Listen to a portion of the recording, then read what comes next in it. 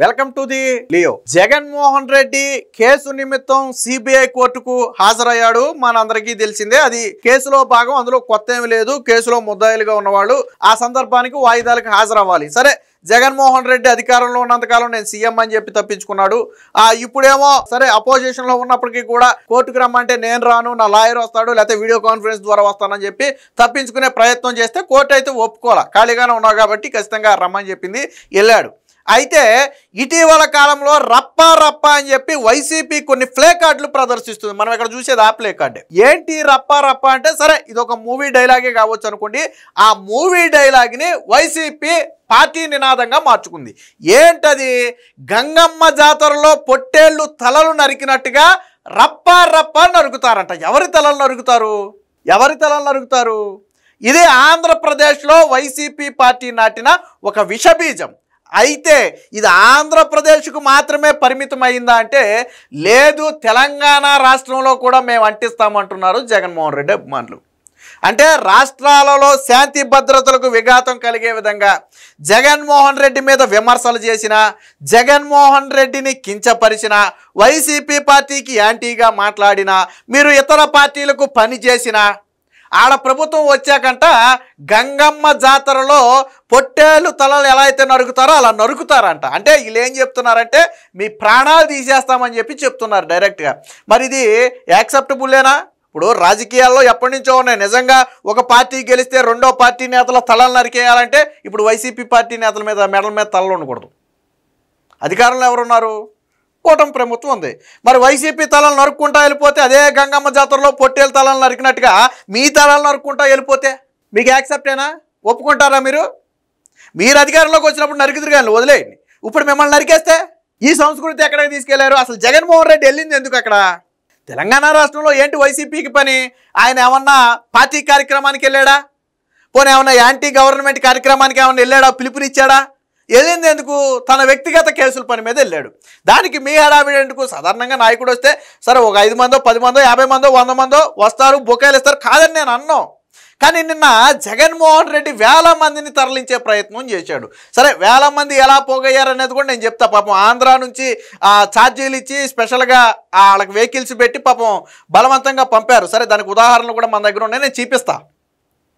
కానీ ఎందుకు జగన్మోహన్ రెడ్డి బల ప్రదర్శన చేయాల్సిన అవసరం ఉంది?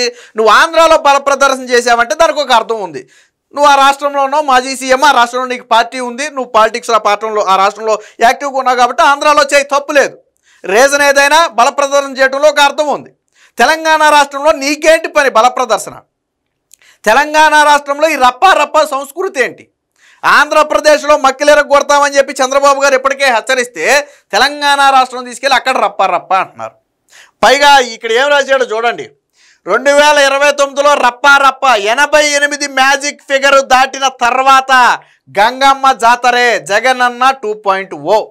అంటే వచ్చే ఎన్నికల్లో Jaganmohan Reddy magic figure CM కావడానికి వచ్చే 88 సీట్లు వస్తే ఆ క్షణం నుంచి, అంటే కౌంటింగ్ కూడా అవదేక, కౌంటింగ్ మొత్తం కూడా అవ్వకముందే వాళ్ళ ఇష్టం ఇక రాష్ట్రంలో రక్తాన్ని ఏర్లై పారిస్తారనమాట. ఇక వాళ్ళు చెప్పేది అదే, రక్తాన్ని ఏర్లై పారిస్తారు.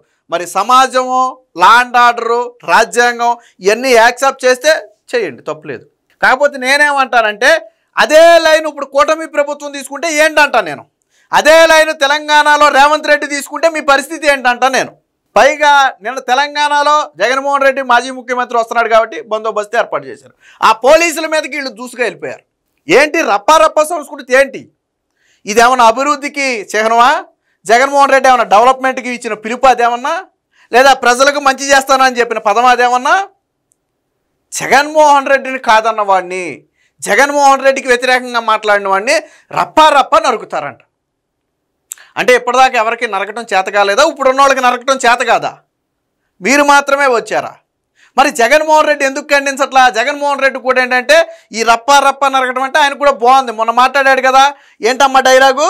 రప్పా గంగమ్మ జాతరలో నరికినట్టు పొట్టేలు తలలు నరకటమా?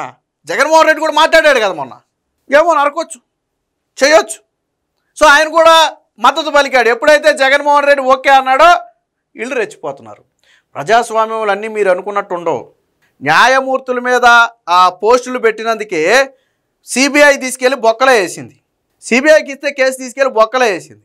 కాబట్టి ఇప్పుడేదో మేము ఎగురుతాం, మమ్మల్ని ఎవడో ఏం చేస్తాడు, మాకు స్వేచ్ఛ ఉంది కదా ప్రజాస్వామ్యంలో అంటే కుదరదు. సో ఇది ఈ రప్పాకి ఈ జగనాన్ని పోగేశాడు. ఎలా పోగేశాడో చూడండి. అంటే మీకు ఉదాహరణలు చూపిస్తా కొన్ని.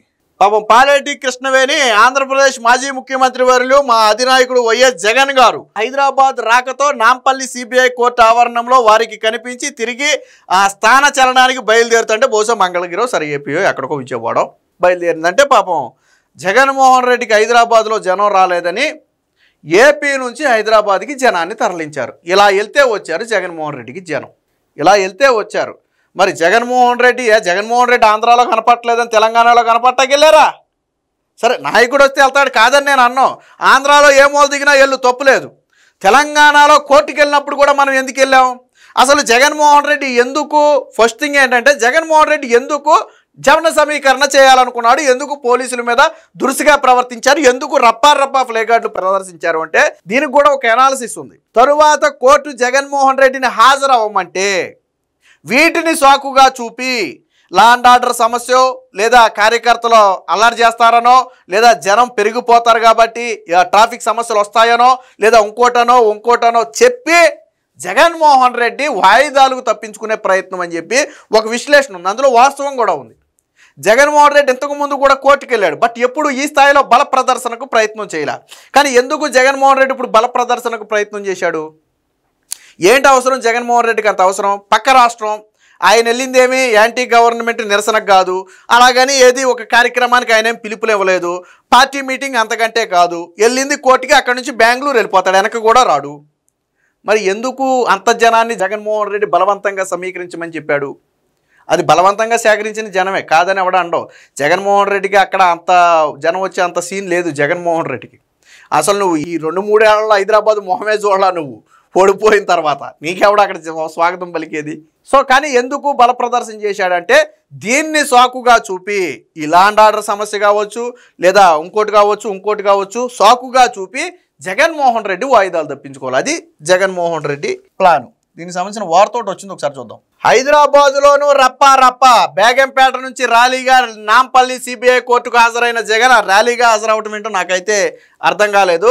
వైసీపీ కార్యకర్తల నానా హంగామా, గుంపులుగా చేరిన శ్రేణులు, రోడ్లపై వెళ్లే సామాన్యులకు ఇబ్బందులు. వాళ్ళ ప్లాన్ కూడా అదేలే. పోలీసులపైకి దూసుకొచ్చిన వైనం, నాంపల్లిలో భారీగా ట్రాఫిక్ జాము, భయంతో ముందుగానే షాపులు మూత. జగన్మోహన్ రెడ్డి వస్తే కనీసం ఎవడన్నా అభిమానంతో చూడాలని కోరుకుంటారు తప్ప ఇక్కడ జగన్మోహన్ రెడ్డి వస్తే భయం వచ్చి ముందే షాపులు మూసారు. ఎందుకంటే వీళ్ళంతా రౌడీ మోకలో, వీళ్ళంతా రప్పా బ్యాచ్లో ఆల్రెడీ చూస్తున్నారు కదా ఏపీలో ఏం జరుగుతుందో. కాబట్టి ఆ నాంపల్లిలో ఏం చేశారంటే ముందే షాపులు మూసేశారు జగన్మోహన్ రెడ్డికి వాళ్ళ కార్యకర్తల దెబ్బకు భయపడి. కోర్టు నుంచి బయటకు వస్తుండగా తోపులాట, కింద పడిన న్యాయవాదులు. చివరికి ఈ తోపులాట న్యాయవాదులను కూడా కింద పడేసి తొక్కేదాకా వచ్చింది. జగన్మోహన్ రెడ్డి ఎలాగా టైర్ల కింద పెట్టి తలలు పెట్టి తొక్కించుకెళ్తాడు, ఇప్పుడు న్యాయమూర్తులు కింద పడేసి తొక్కేదాకా వచ్చింది. పోలీసులు భారీ బందోబస్తు పెట్టినా వైసీపీ శ్రేణుల అత్యుత్సాహం ఊహించినట్టే జరిగింది. వైసీపీ శ్రేణులు జగన్ అభిమానులు హైదరాబాద్లో రచ్చరచ్చ చేశారు.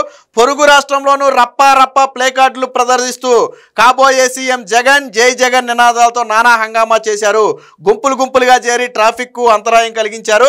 నాంపల్లిలోని సిబిఐ ప్రత్యేక కోర్టు హాజరైన సమయంలో అయితే మరింత రెచ్చిపోయారు. ఓ దశలో కోర్టు వైపు దూసుకెళ్లేందుకు ప్రయత్నించగా పోలీసులు అడ్డుకున్నారు. బేగంపేట విమానాశ్రయం నుంచి నాంపల్లి వరకు ముందస్తు ప్రణాళిక ప్రకారం వైసీపీ కార్యకర్తలు చేసిన హడావిడి అంతా ఇంత కాదు. బేగంపేట నుంచి జగన్ ర్యాలీగా నాంపల్లి వచ్చారు. గురువారం ఉదయం 11:37 గంటలకు నాంపల్లి కోర్టుకు చేరుకున్నారు. అంటే ఇదంతా ముందుగా పక్కా ప్లాను.